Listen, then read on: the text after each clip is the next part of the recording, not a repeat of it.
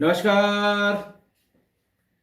आज फिर मैं आपके सामने अपराध की एक और घटना लेकर आया हूँ। सच्ची घटना लेकर आया हूँ। घटना थोड़ी पुरानी है, वर्ष 2019 की है, कर्नाटक के राजधानी बेंगलुरु की है। हुआ कुछ यूं कि 30 जुलाई 2019 को कैंपेगौड़ा इंटरनेशनल एयरपोर्ट बेंगलुरु के पास की तरफ जाने वाली एक सड़क के किनारे सवेरे 5 बजे एक स्थानीय किसान मुनी राजू वो वहाँ से टहल के आ रहे थे और पास की मंडी तक जाने के लिए किसी गाड़ी का इंतज़ार कर रहे थे।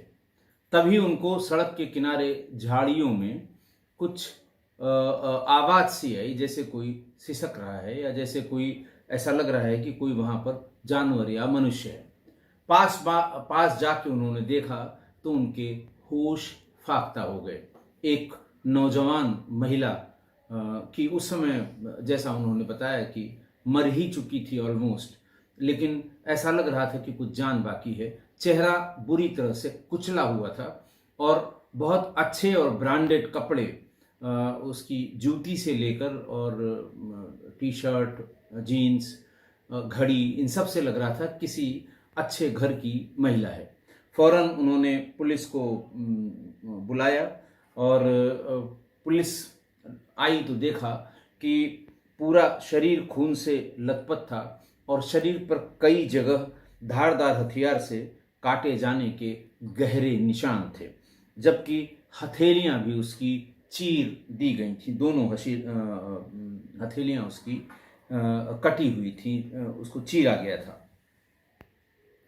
लाश के पास कुछ ईंटें मिली जिनमें खून के निशान थे।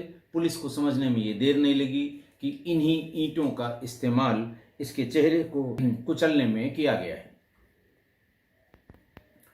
ऐसे में और आइडेंटिफिकेशन का कोई भी सामान उसके कपड़ों से नहीं मिला, जिसकी वजह से पुलिस को थोड़ी दिक्कत हो रही थी। बहरहाल कपड़ों के आधार पर पुलिस ने इस चालाकी से किए हुए हत्याकांड की परतें खोलने की कोशिश शुरू की। 20 पुलिसकर्मियों की एक टीम गठित की गई। जितने लोगों ने देखा सबको लड़की के कपड़ों से और उसके जो प्रेजेंटेशन एक होता है आपके सामने, किसी के भी जीवित या मृत व्यक्ति को देखने से ये अंदाज लगा कि ये किसी बड़े घर की हाई प्रोफाइल लड़की होनी चाहिए। और दूसरा, एयरपोर्ट के पास लाश मिलने का मतलब कि या तो वो एयरपोर्ट से निकली थी या फिर एयरपोर्ट जा रही थी। उससे भी ये कुछ अंदाज लगाया और फिर पुलिस को ये लगने लगा कि आज नहीं तो कल जब पता लगेगा तो अनावश्यक इसके केस के विवेचना के बारे में पूछताछ शुरू होगी और तब पुलिस के प्रयासों की समीक्षा जरूर की जाएगी। तभी 20 आदमियों की एक टीम बनाई गई। फॉरेंसिक टीम ने मौका वारदात पर जहां लाश मिली थी वहां सब जानकारी लेनी शुरू की। एक वहां पर किसी 4 पहिया वाहन के टायरों के निशान मिले थे, आने, रुकने और जाने। पुलिस ने उनके भी, जो प्लास्टर ऑफ पेरिस से वो उसकी इम्प्रिंट्स उठाते हैं, वो उठाए। आसपास के सीसीटीवी फुटेज खंगाले। एक सफ़ेद रंग की स्विफ्ट गाड़ी आती हुई और जाती हुई दिखी, लेकिन किसी भी कैमरे में उसका कोई नंबर उसमें पढ़ने में, फुटेज में उसका नंबर पढ़ने में नहीं आया। फिर टीम ने बैठ के डिसाइड किया कि उसके शरीर पर मिले कपड़ों के एंगल से जांच की जानी चाहिए, क्योंकि मृतक महिला ने branded jeans, T shirt, Titan की महंगी घड़ी पहन रखी थी। आमतौर पर ब्रांडेड चीज़ों की बिलिंग के जरिए खरीदार की पहचान मिल जाती है। जितनी भी ब्रांडेड आप जो खरीदेंगे, बिलिंग होगी तो उसमें उसका मेक, उसका नंबर और तमाम चीज़ें उसमें लिखी होती हैं, जिससे पहचान हो जाती है कि किस आउटलेट से खरीदी गई है। फिर जिस आउटलेट से खरीदी गई वहाँ आसपास पुलिस आगे की विवेचना शुरू करती है। सामने आया कि देश भर में 14,000 जीन्स इस कंपनी की और इस लॉट नंबर की 14,000 जीन्स बेची गई। बिलिंग के आधार पर खरीदारों के नंबर निकाले गए। साइज के आधार पर ये संख्या घट के 800 मिली कि इस साइज की कुल 800 जीन्स बेची गई हैं। हर किसी का नंबर निकाला गया जो खरीदार थे, जहाँ जहाँ से खरीदारी हुई, और सबके मोबाइल नंबर। आज की तारीख में आप कोई भी खरीदारी करिए, आपको अपना मोबाइल नंबर देना होगा। तो मोबाइल नंबरों के आधार पर इन 800 लोगों के नंबर निकाले गए, उनका एक व्हाट्सएप ग्रुप बनाया गया और उसमें लाश की तस्वीरें भेजी गईं जिनमें जीन्स को प्रोमिनेंटली दिखाया गया, लेकिन कोई नतीजा नहीं निकला। जीन्स के बाद टाइटन वॉच का नंबर आया। टाइटन वॉच के मॉडल के आधार पर इसके खरीदने वालों की डिटेल्स निकाली गई। करीब 1400 खरीदारों में से ज़्यादातर नंबर पुलिस को बंद मिले। हर किसी को कॉल किया गया, सभी 1400 लोगों को। फिर उनका एक व्हाट्सएप ग्रुप बनाया गया, उसमें लाश की भी तस्वीरें भेजी गईं और टाइटन वॉच की भी तस्वीरें भेजी गईं, लेकिन उस घड़ी को खरीदने वाला कोई भी शख्स सामने नहीं आया। यानी कहने का मतलब कि विवेचना 1 इंच भी आगे नहीं बढ़ सकी। पोस्टमार्टम रिपोर्ट पे ये आया था कि महिला को 22 वार चाकू से किए गए हैं। चाकू की एक साइज, यानी जो इंजरी की साइज आती है वो सेम साइज आई। इससे ये इन्फर किया गया कि ये चाकुओं से, एक ही चाकू से लगे हुए निशान हैं और इसी की वजह से उसकी मौत हुई है। सिर पर किसी भारी हथियार से हमला हुआ और कई बार हमला हुआ, जिसके कारण उसका सिर उसका कुचला गया और पोस्टमार्टम के दरमियान उसके शरीर पर बने हुए एस अक्षर के एक टैटू की भी पहचान पुलिस ने की। फिर पुलिस ने किया कि इन जो 800 जीन्स खरीदने वालों के नंबर थे, जो 1400 घड़ी खरीदने वालों को, टाइटन वॉच खरीदने वालों के नंबर थे, इन सब में एस नाम के जो लोग थे उनको अलग से मैसेज किए गए कि हो सकता है एस नाम इनमें से किसी का हो जिससे संबंधित ये महिला हो, और तब उससे ये पता लगे, लेकिन नतीजा शून्य रहा। ये ट्रिक भी पुलिस की काम नहीं आई और अंदाजा वही कि या तो ये लड़की या ये महिला एयरपोर्ट जा रही थी या एयरपोर्ट से निकल रही थी। तो एयरपोर्ट की जो पैसेंजर्स लिस्ट थी उसको भी खंगाला गया कि कौन सी ऐसी महिला या कौन सा ऐसा यात्री जिसका फ्लाइट मिस हुई हो उसका पता लग सके, लेकिन ये भी काम नहीं आया। अब अज्ञात लाश की पहचान में पुलिस को लगभग 1 महीने हो गए थे। ये सारे जो कुछ भी प्रयास पुलिस कर रही थी इसमें लगभग 1 महीने निकल गए, लेकिन कुछ पता नहीं लगा। इसी बीच किसी व्यक्ति ने, अखबारों में इसको बराबर फॉलो किया जाता रहा क्योंकि ऐसा लग रहा था कि किसी ऐसे घर की ये महिला होगी कि जब भी ये खुलेगा तो इसमें ये बहुत हाईलाइटेड मर्डर माना जाएगा आगे चल के, लेकिन पहचान ही नहीं हो पा रही थी। इसलिए प्रेस ने भी इसमें तमाम मदद की, इसकी फोटो छापने में, डिटेल्स निकालने में। इसी बीच इन खबरों को देख के एक अज्ञात मुखबिर ने सूचना पुलिस को दी कि नॉर्थ इंडिया में और खासकर बिहार में एक व्यक्ति ने अपनी पत्नी की हत्या करके लाश को एयरपोर्ट के पास फेंक दिया था।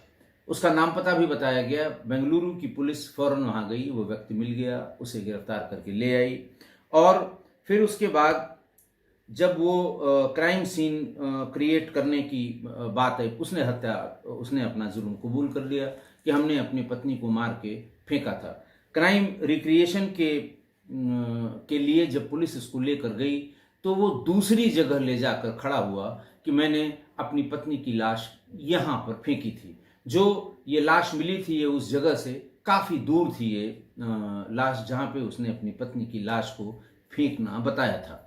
तो बेंगलुरु पुलिस ने पास के थाने से, जो उसका एयरपोर्ट का जो थाना लगता है, वहाँ संपर्क किया तो ये पता लगा कि हाँ, ये बिल्कुल सही कह रहा है। इस घटना के 4 दिन पहले वहाँ पर भी एक अज्ञात महिला की लाश मिली थी और फिर उस अज्ञात महिला के फोटोग्राफ और बाकी सब चीज़ से उसने बताया कि हाँ, ये मैंने मारा था और मेरी पत्नी की लाश थी। हालांकि काफ़ी दिन हो गया था, इस वजह से उस लाश का डिस्पोजल 72 घंटे के बाद किया जाता है। कुछ दिन और रखा रहा होगा और ये फिर उसका डिस्पोजल कर दिया गया था। तो एक मामला तो सुलझा, लेकिन इस अज्ञात महिला की लाश का मामला बिल्कुल भी नहीं सुलझ पाया। फिर एक संयोग हुआ। पुलिस ने देखिए बहुत प्रयास किया, और इस प्रयास में उसने जिस लाश को 72 घंटे रखा जाता है, उसे लगभग 10 दिन तक उसे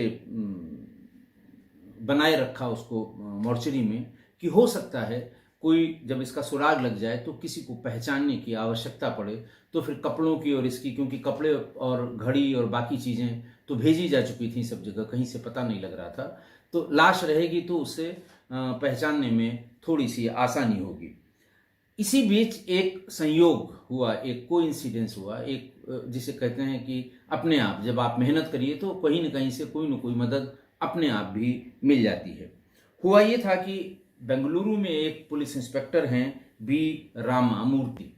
बी रामामूर्ति ही इस की जांच भी कर रहे थे, और रामामूर्ति ने चोरी के एक मामले में एक चोर को, जो बेंगलुरु से सोना चुरा के कलकत्ता गया था, वहां से गए थे, उसको गिरफ्तार करके लाए थे, और 50 लाख का सोना उससे बरामद हुआ था।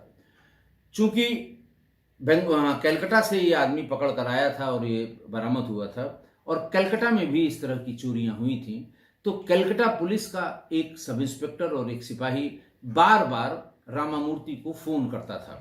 लेकिन चूंकि रामामूर्ति इस अज्ञात महिला के इन्वेस्टिगेशन में इतना बिजी थे कि वो फोन अटेंड नहीं कर पा रहे थे। कई बार फोन करने के बाद भी रामामूर्ति ने फोन उठाया नहीं, कलकत्ता पुलिस के उस सब इंस्पेक्टर का भी और सिपाही का भी। अगस्त 2019 को, करीब 1 महीने बाद, कोलकाता के new model town police station से बेंगलुरु के उस इंस्पेक्टर रामामूर्ति को कॉल किया गया, और उसने झल्लाहट में वो कॉल रिसीव की, और फिर दोनों में वही अपने मतलब की बात हुई कि साहब, जिस चोर को आप यहाँ से ले गए थे, जिसके पास से 50 लाख का सोना बरामद हुआ था, हम उसको रिमांड पर अपने यहाँ ले आना चाहते हैं। हमारे यहाँ की भी कई चोरियां हैं, हो सकता है उससे पूछताछ में हमारे यहाँ यानी कलकत्ता की कुछ चोरियां खुल जाएं। उसके बाद उन्होंने पूछा कि सर, हम 1 महीने से आपसे बातचीत करने के लिए फ़ोन कर रहे हैं, आपका फ़ोन नहीं उठ रहा है। तो राममूर्ति ने उसका वाजिब कारण बताया, और ये बताया कि वो पिछले 10-15 दिनों से एक लाश, अज्ञात महिला की लाश की विवेचना के सिलसिले में बहुत व्यस्त हैं, और इसकी वजह से वो फ़ोन पर ध्यान नहीं दे पाए थे। जब बात निकली तो उन्होंने केस न सुलझा पाने की हताशा भी उस सब इंस्पेक्टर या कांस्टेबल, जो भी new model town police station Calcutta से जिसने फ़ोन किया था, उसको बतानी शुरू की। डिटेल सुनते ही कलकत्ता पुलिस के कांस्टेबल ने राममूर्ति से कहा कि जरा आप 5 मिनट रुकिए, मेरे यहाँ इसी हुलिया की एक लड़की की मिसिंग कंप्लेंट दर्ज की गई है। थोड़ी देर बाद फिर उसने फ़ोन किया राममूर्ति को, और उसने बताया कि ये कंप्लेंट संदीप डे नाम के शख्स ने बताया था कि उसकी पत्नी कुछ दिन पहले इवेंट मैनेजमेंट का काम करती थी, मॉडल है, और कुछ दिन पहले वो बेंगलुरु गई थी, लेकिन वहाँ से लौट के नहीं आई।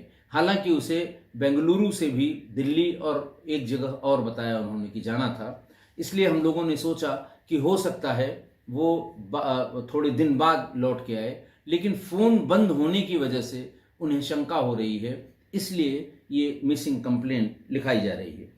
शिकायतकर्ता संदीप डे का शुरुआती नाम एस से था, तो और यही टैटू लाश पे बना हुआ था।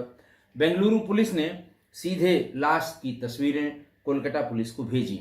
तस्वीरों में कपड़ों से कोलकाता के रहने वाले संदीप डे ने इसकी पहचान अपनी पत्नी के रूप में की, और उन्होंने बताया कि उनकी पत्नी का नाम पूजा सिंह डे है, जो पेशे से एक मॉडल हैं, और कुछ समय पहले एक इवेंट के सिलसिले में बेंगलुरु गई हैं।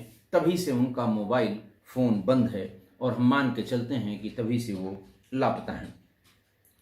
इंस्पेक्टर राममूर्ति बेंगलुरु से कलकत्ता जाने के लिए अपनी टीम के साथ रवाना ही हो रहे थे, तभी दिल्ली के रहने वाले एक व्यक्ति अली नाम के एक शख्स ने बेंगलुरु पुलिस से संपर्क किया और ये कहा कि जो टाइटन घड़ी की तस्वीरें व्हाट्सएप ग्रुप पे भेजी गई हैं वो घड़ी उसने कुछ दिन पहले अपनी एक गर्लफ्रेंड को दी थी। उसने अपनी गर्लफ्रेंड का नाम पूजा डे ही बताया। तो बात तस्दीक हो गई कि मृतका पूजा डे ही है। पूजा की पहचान भी उसने जब यहाँ से फोटोग्राफ्स भेजी गईं तो उसके जरिए कंफर्म कर दी थी। पुलिस ने लाश की पहचान होती ही दिल्ली से अली और कोलकाता से पूजा के पति संदीप और उनके परिवार को पूछताछ के लिए बेंगलुरु बुला लिया। पूजा के पति संदीप डे ने बयान में बताया कि उनकी शादी 7 साल पहले हुई थी, हालांकि उनके बच्चे नहीं हैं। पूजा पेशे से मॉडल थी और कुछ समय से पिछले 2 साल से वो इवेंट मैनेजमेंट का काम भी करती थी और काम के सिलसिले में अक्सर पूजा बेंगलुरु और दिल्ली का सफ़र किया करती थी। संदीप ने बताया कि पूजा और अली के रिश्तों से वो अनजान है। उन्हें अली नाम के किसी भी व्यक्ति के बारे में नहीं पता है और न ही उन्हें ये भान है कि उनकी पत्नी यानी पूजा डे का अली नाम के किसी व्यक्ति से कोई रिश्ता भी है। पूजा के परिवार से सबको बुलाया गया था, उनसे पूछताछ की गई तो सामने आया कि उनकी शादीशुदा जिंदगी ठीक ठाक नहीं चल रही थी। पूजा और संदीप में अक्सर अनबन रहती थी। परिवार के बयान के बाद पुलिस ने संदीप को शक के दायरे में रखना शुरू किया कि चूंकि अनबन बनी रहती थी और सिर्फ एक मिसिंग कंप्लेंट लिखा के वो चुप हो गया, कभी उसने थाने पे परसू नहीं किया, कभी उसने बेंगलोर में किसी से संपर्क नहीं किया कि साहब वो बेंगलुरु गई थी, फलां तारीख को वापस आना था, फलां उसका नाम था, इस नाम से अगर टिकट बुक कराया गया है तो इसे देखा जाए। इस तरह की कोई बात उसने खाली मिसिंग कंप्लेंट लिखा के और वो चुपचाप बैठ गया तो पुलिस का शक करना लाजमी था। पुलिस ने उसको शक के दायरे में रखा और फिर उसके बाद फिर वो एविडेंस इकट्ठा करने लगी। पुलिस ने ये थ्योरी अपने मन में ये गढ़ी कि संदीप को पूजा और अली के रिश्तों के बारे में जब जानकारी हुई होगी तो उससे नाराज होकर उसने पत्नी की हत्या या तो खुद की या किसी से करवा दी। पूजा के बॉयफ्रेंड अली से पुलिस ने पूछताछ की तो उसने बताया कि एक इवेंट के दौरान उसकी पूजा से मुलाकात हुई थी। साथ साथ काम करते हुए दोनों एक दूसरे को पसंद करने लगे। वो ये भी जानता था कि पूजा शादीशुदा है, लेकिन इससे उनके रिश्तों पर कोई फर्क नहीं पड़ रहा था। पुलिस को अली पर भी शक होने लगा, लेकिन पुलिस ने ये कहते हुए उसको शक के दायरे से हटा दिया कि अगर वो खुद इसमें शामिल होता तो खुद ही सामने से आके पुलिस से कभी वो संपर्क नहीं करता। अगर वो हत्यारा होता तो खुद कभी संपर्क नहीं करता, पुलिस ढूंढते हुए वहां तक पहुंच जाती, सो बात अलग होती। इसलिए उसको शक के दायरे से निकाल दिया। पुलिस संदीप डे के खिलाफ सबूत जुटाने लगी, साथ ही पूजा के मोबाइल नंबर से उन जगहों पर पूछताछ करने लगी जहां जहां वो बेंगलुरु में फ्लाइट से कलकत्ता से आकर बेंगलुरु जब उसने लैंड किया उसके बाद से उसको ट्रैक करने लगी। तो ये पता लगा कि 29 जुलाई 2019 को फ्लाइट से वो कलकत्ता से बेंगलुरु पहुंची। एयरपोर्ट से उसने ऐप के जरिए कैब बुक की थी जिससे वो सिंह सांद्रा के सहारा पेविलियन होटल में पहुंच गई थी। पुलिस ने होटल के सीसीटीवी फुटेज में देखा तो 29 जुलाई को वो अकेले ही चेक इन करती हुई दिखाई दी। होटल स्टाफ ने उन्हें बताया कि पूजा अकेले ही होटल आई थी। 30 जुलाई को ऑनलाइन कैब बुक करके वो मीटिंग करने गई थी। 30 जुलाई को आई और सवेरे उसने एक कैब बुक कराई और उससे वो मीटिंग करने गई जहां वो इवेंट के लिए काम करने आई थी। फिर उसके बाद लौट आई। 30 और 31 जुलाई की दरमियानी रात करीब 3:50 पर उसने होटल से चेकआउट किया, बिल्स पेमेंट किए और वो उसी कैब से एयरपोर्ट से निकली जिससे वो दोपहर में आई थी। तो होटल से मिली जानकारी को कंफर्म करने के लिए पुलिस ने ऑनलाइन कैब बुकिंग ऐप को छाना तो उसमें पूजा की देर रात की कोई बुकिंग नहीं मिली। अब पुलिस ये परेशान, होटल वाले बार बार कहते थे कि नहीं साहब ड्राइवर और कैब तो वही थे जिससे वो दोपहर में मीटिंग के लिए आई थी, क्योंकि वो ये कह गई थी कि जब ये ड्राइवर आ जाए तो मेरे रूम में फ़ोन करके मुझे उठा दीजिएगा, मुझे जगा दीजिएगा, ताकि मैं पहुंच जाऊं, नहीं तो फ्लाइट मेरी मिस हो जाएगी। तो ड्राइवर वही था और कैब वही था, लेकिन उसका कोई रजिस्ट्रेशन ऐप में नहीं मिला। फिर पुलिस का सीधा शक उस कैब के ड्राइवर पर गया। उसकी सीसीटीवी में फुटेज में साफ साफ उसकी तस्वीर भी थी, क्योंकि रात में उसे एयरपोर्ट तक ले जाने के लिए उसने रिसेप्शन में आके बताया था कि मैडम को बता दीजिए कि मैं लेकर आ गया हूं। खैर, ड्राइवर को उसके घर से गिरफ्तार कर लिया गया 23 अगस्त को, और उसकी पहचान 30 जुलाई को ये लाश मिली थी, और 23 अगस्त 23 अगस्त को उसे गिरफ्तार किया गया। उसकी पहचान 22 साल के नागेश के रूप में हुई। पुलिस ने जब उसके साथ सख्ती शुरू की तो नागेश ने पूजा की हत्या करने की बात कबूल कर ली। जुर्म के उसके जो इकबालिया बयान है, इकबालिया जुर्म जो उसने किया नागेश ने, उसके हिसाब से 30 जुलाई की दोपहर को पूजा ने ऑनलाइन ऐप के जरिए उसका कैब बुक कराया। वो होटल से मीटिंग की जगह जहां उसको इवेंट के लिए जाना था वहां तक उसके साथ गई, और फिर वापस लौटते समय उसने रास्ते की बातचीत में ये जिक्र किया कि उसे देर रात एयरपोर्ट भी जाना है, जिसके लिए वो रात में कैब बुक करेगी। नागेश ने उससे कहा कि आप ऑनलाइन बुकिंग की जगह अगर डायरेक्ट मुझे सिर्फ 1200 रुपये दे दें तो मैं टाइम से पहले आ भी जाऊंगा और आपको मैं एयरपोर्ट तक ड्रॉप कर दूंगा।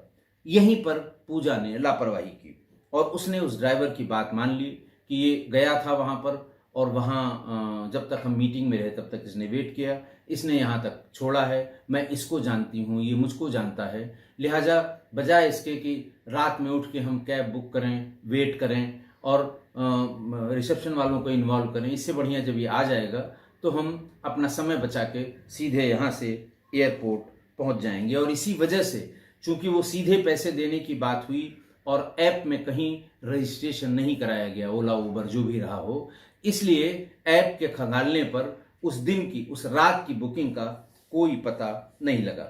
नागेश ने बताया कि पूजा के पहनावे से वो किसी रईस खानदान की लगती थी, बातचीत से भी वो किसी रईस खानदान की लगती थी। ये भी बताया कि जब वो होटल से उसको इवेंट वाली जगह पे ले जा रहे थे और वापस ले आए थे, तब भी बहुत से लोगों से जब वो बात कर रही थी तो उससे लग रहा था कि वो पैसे वाली और किसी रईस खानदान की हैं।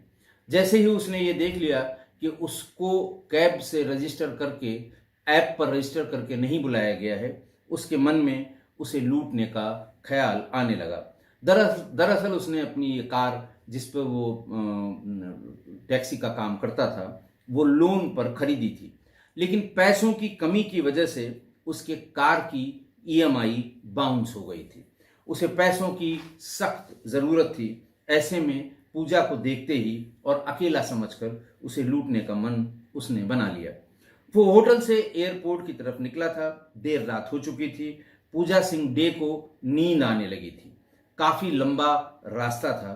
जैसे ही पूजा गहरी नींद में गई, उसी वक्त सुनसान रास्ता देखकर नागेश ने कार रोक ली। उसने सबसे पहले लोहे की रॉड से सो रही पूजा के सिर पर वार कर दिया। नागेश को लगा कि पूजा बेहोश हो गई। जब वो उसका सामान लूटने लगा, उसी दौरान पूजा को होश आ गया। जैसे ही उसे होश आया, उसने बचाव में जोर जोर से चीखना शुरू कर दिया। नागेश ने चाकू से पहले उसकी कमर, फिर पेट और शरीर पर कई वार करने शुरू कर दिए। बहुत ज़्यादा खून बह जाने के कारण पूजा की वहीं मौत हो गई। नागेश उसका सामान लेकर वहां से भाग निकला। जिस समय सुबह 5 बजे पूजा की लाश किसान मुनिराजू ने देखी थी, उसके कुछ मिनटों पहले ही, यानी जब वो नज़दीक गया था, जब वो दूर से सुन रहा था तब शायद वो जिंदा हो, लेकिन जब वो नज़दीक गया था और पहली बार उसने देखा था तो ऐसा लग रहा था उसके कुछ मिनटों पहले ही उसकी मौत हुई थी। नागेश ने पूजा के ई वॉलेट से पैसे भी निकाले और उसका सामान और उससे सामान खरीदकर अपनी बहन को भी ऑनलाइन गिफ्ट कर दिया। 2 साल तक नागेश को इस मामले में जमानत नहीं मिली थी। 2 साल बाद 15 मार्च 2021 को पुलिस ने केस में चार्जशीट दाखिल की। सितंबर में उसके खिलाफ ट्रायल शुरू होना था, लेकिन इससे पहले ही सितंबर 2021 में जेल में फूड पॉइजनिंग से उसकी मौत हो गई। तो ये किस्सा वहीं खत्म हो गया। आज की घटना देखिए, अपराधी नागेश ने यह कभी नहीं सोचा था कि पुलिस उसके दरवाजे तक पहुंच भी पाएगी। नागेश दिन में जब पूजा को लेकर मीटिंग के लिए गया था तो उसने भांप लिया था कि ये बेंगलुरु की नहीं है। बातचीत में उसने पूछ लिया कि आप बाहर की लग रही हैं, तो पूजा ने उससे बता दिया कि हाँ, मैं कोलकाता की रहने वाली हूँ, काम से यहाँ आई हूँ। रास्ते में इवेंट वालों से फोन पर बातचीत करते समय उसको ये भी पता चल गया कि रात में उसे फ्लाइट पकड़नी है। फिर उसने अपनी तरफ से कहा कि मैडम, आपको अगर देर रात में लाइट पकड़नी है तो होटल से एयरपोर्ट के लिए रात में आपको कैब मिलने में बहुत दिक्कत होगी। कैब वाले इतनी दूरी का रास्ता रात में नहीं तय करते हैं, वो लोकल 4 से 10 किलोमीटर के पैसेंजर ही उठाते हैं। तो अगर आप कहिए तो मैं सीधे वहीं आ जाऊंगा होटल, और हमें बिना ऐप पर रजिस्ट्रेशन कराए अगर मैं पहुंच जाता हूं, हमें 1200 रुपये दे दीजिएगा, मैं आपको एयरपोर्ट पहुंचा दूंगा। ये बात सुन के उसे लगा कि हाँ ठीक है, हम कैब बुक करेंगे, फिर नीचे आएंगे सामान लेके, फिर वेट करेंगे, फिर बार बार पूछेंगे, फिर उसका लोकेशन देखेंगे, टाइम लगेगा। इससे बढ़िया जब ये आ ही रहा है और जो चार्ज इसका लगता है वाजिब चार्ज लग रहा है, हो सकता है कम ही हो, हम इसको कैश दे देंगे, क्या दिक्कत है हमें, बाकी झंझटों से उनको छुटकारा मिल जाएगा। रिसेप्शन पर उन्होंने बता दिया पूजा डे ने कि जब ड्राइवर आ जाए तो उसके रूम में फ़ोन करके उसे बता दिया जाए कि आपकी गाड़ी आ गई है। वो फ़ौरन नीचे आ जाएगी और एयरपोर्ट के लिए चली जाएगी। दोपहर में ही पूजा के पहनावे और बातचीत से नागेश के मन में लालच आ गई थी, और जब किराए की बात बिना ऐप पर रजिस्टर कराने के लिए हो गई, तब उसे लगा कि अब उसे ट्रैक करना मुश्किल होगा, क्योंकि ऐप पर उसका रजिस्ट्रेशन नहीं है। और जैसे ही वो लेकर होटल से उसे चला तो पूजा के सोने का इंतज़ार किया। पूजा जैसे ही गहरी नींद में सोई, वैसे ही उसकी हत्या कर दी और सारा सामान लेकर भाग गया। अंधेरे में वो घड़ी नहीं देख पाया, इसलिए घड़ी बॉडी में पड़ी रही और फिर घड़ी के सहारे ही तमाम चीज़ें आगे बढ़ी थीं। ई वॉलेट भी उसने पूरा खाली कर दिया। जिस तरह से पुलिस ने विवेचना में पहचान करने के जो प्रयास किए वो काबिले तारीफ हैं। इस तरह की हत्याओं में इस तरह के प्रयास कि ब्रांडेड कपड़ों की बिलिंग से उसके मोबाइल नंबर लेकर व्हाट्सएप ग्रुप बनाकर और फिर कपड़े और लाश की फ़ोटो भेजकर उसकी पहचान कराना, ये वास्तव में बहुत तकनीकी रूप से बहुत ही ऊंचा काम है, अच्छा काम है, और हाई क्वालिटी इन्वेस्टिगेशन की ये इंडिकेशंस हैं। तो हालांकि देखिए, कोइंसिडेंस से इस घटना का खुलासा हुआ, लेकिन पुलिस के प्रयास को आप नकार नहीं सकते। बहुत ही सराहनीय प्रयास किया था और एक सैल्यूट बनता है उन पुलिस वालों को जिन्होंने टेक्निकली आगे बढ़ने का प्रयास किया था। तो देखिए, कहने का आशय ये कि अकेली महिला या पुरुष जब भी कैब में सफ़र करे तो पहले तो उसे हर हाल में ऐप पर, ओला या उबर के ऐप पर रजिस्टर करा के ही वो कैब से जाना चाहिए। थोड़े कम पैसे की, मतलब पैसा बचाने की लालच की वजह से अगर आप बिना रजिस्टर कराए अपनी यात्रा करेंगे, नगद पैसा दे देंगे उसे, ये हमेशा हानिकारक होता है। और अगर ऐसा किसी वजह से करना ही पड़े कि कैश देना है, तो आप जैसे ही गाड़ी में बैठें, ड्राइवर से उसके गाड़ी का नंबर पूछ लें, उसका नाम पूछ लें, और व्हाट्सएप पर या किसी दूसरे साधन से अपने किसी परिजन को, माँ बाप को, पत्नी को, भाई को, किसी को मैसेज कर दें, ताकि जब कल को आपका मोबाइल बंद हो, आपके साथ कोई दुर्घटना हो जाए, तो आप संबंधित को ये बता सकें कि साहब इस गाड़ी से इतने बजे वो फलां जगह के लिए चली थी। थोड़ा सा आसानी हो जाएगी पुलिस को। तो दूसरी बात ये, पहली तो एक बिना रजिस्ट्रेशन के न चलें, और अगर चलें तो गाड़ी का नंबर और ड्राइवर इसके बारे में अपनों को बता जरूर दें। दूसरा, यात्रा के समय जो खाली समय होता है, बहुत से लोगों की आदत है कि गाड़ी में बैठते ही जो पेंडिंग उनकी कॉल्स हैं उस पर बात करते हैं। मिस्ड कॉल मान लिया 8 हैं या 7 हैं उनके पास, तो सोचते हैं कि अब गाड़ी से जा रहे हैं एक जगह से दूसरी जगह, आधे घंटे का टाइम है, सबको इसी खाली समय में हम निपटा देंगे। तो वो खाली समय गाड़ी में बैठने का वो कॉल के लिए लोग उसके लिए कॉल के लिए उसका इस्तेमाल करते हैं। आप जब ऐसी अनजान जगह पे हैं और आप और ड्राइवर ही सिर्फ गाड़ी में हैं, तो आप बात करते करते ये भूल जाते हैं कि आप अपने बारे में कौन कौन सी बात ऐसी बता रहे हैं जो ड्राइवर भी सुन रहा है। वो सुनता रहता है, वो कभी उसके कान कभी बंद नहीं रहते हैं, नज़र सामने होती है, स्टीयरिंग पे हाथ होता है, लेकिन कान वो उसके लगे होते हैं कि पीछे बैठा हुआ पैसेंजर किस तरह की बातें कर रहा है। उससे आपकी प्रोफाइल का वो अंदाजा लगा लेता है कि, और तब जब वो सभाषी हो, आपकी भाषा समझने वाला हो। अगर आप ऐसी जगह हैं, बातचीत में आपको लगा कि ड्राइवर दूसरी भाषा समझने वाला है, तो आप अपनी भाषा में बात करें, फिर कोई दिक्कत नहीं है। लेकिन ड्राइवर अगर सभाषी है और आप बात ही करते जा रहे हैं, तो आपकी प्रोफाइल का अंदाजा वो हर हाल में लगा लेगा। अगर उसके मन में लालच आ जाए, तो ऐसे अपराध हो जाएंगे, जैसा आज वाली घटना में हुआ है। इसलिए इससे बचना चाहिए। खाली समय में आप तो अपना समय का सदुपयोग करने के लिए लोगों से फ़ोन से कांटेक्ट कर रहे हैं, लेकिन बात ही बात में अनजाने में बातें बहुत सी ऐसी निकल जाती हैं जो ठीक नहीं होती और आपकी प्रोफाइल का अंदाज़ा लगाने में सहायक होती हैं। लिहाजा इस तरह की बात करना ऐसे में जब आप अगले को बिल्कुल नहीं जानते हैं, ठीक नहीं होता। इससे बचना चाहिए। आशा है आप मेरी इस बात से सहमत होंगे। आपके लिए इतना ही, आज के लिए इतना ही। बहुत बहुत